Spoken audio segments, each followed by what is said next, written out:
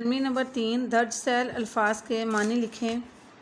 خنکی، ٹھنڈک، اودے، سیاہی مائل سرخی، ایک ہی طرح کا رنگ، بعد صبح، صبح کے وقت چلنے والی ہوا، سیاحت، سیر و تفریح، گھومنا پھرنا، زرخیز، اناج اگانے والی مٹی یا سرسبز و شاداب۔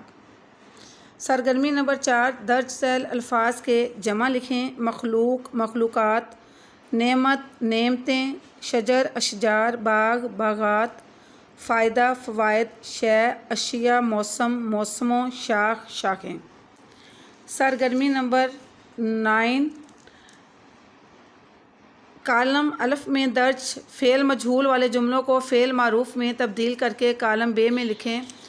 تو عزیز طالبات، جیسا کہ میں نے آپ کو پہلے بتایا تھا کہ فعل معروف ایسے فقرات کو کہا جاتا ہے جس میں فاعل یعنی کہ کام کرنے والا موجود ہو، وہ والے ایسے فقرات فعل معروف کے فقرات کہلاتے ہیں، جبکہ ایسے فقرات جن میں فاعل کام کرنے والا موجود نہ ہو، ایسے فقرات فعل مجہول والے فقرات کہلاتے ہیں۔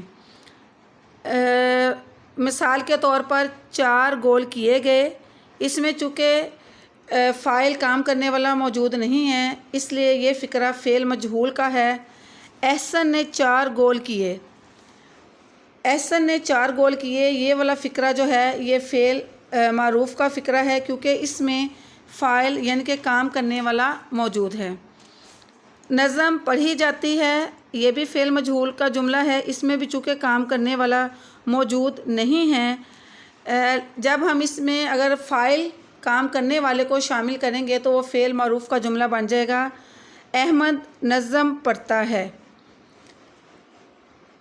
شکوہ کیا گیا، اس نے شکوہ کیا یا آمنہ نے شکوہ کیا، تو پھر ایسے ہم فعل مجہول سے فعل معروف میں فقرات کو جو ہے وہ تبدیل کریں گے۔ تالا توڑا گیا، اس نے تالا توڑا۔ صفائی کی جائے گی، آسیہ صفائی کرے گی۔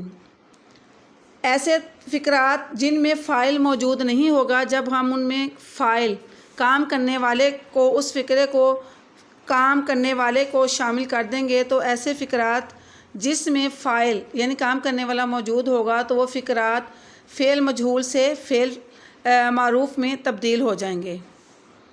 تو اسٹوڈنٹس، آج آپ سرگرمی نمبر ہوم ورک میں سرگرمی نمبر 3، 4 اور سرگرمی نمبر 9 ایکٹیویٹی نمبر 2، 3، 4 اینڈ 9 جو ہے آپ اپنی ٹیکسٹ بک پیج نمبر 67 اور 68 پیج پر ان کو تحریر کریں گے۔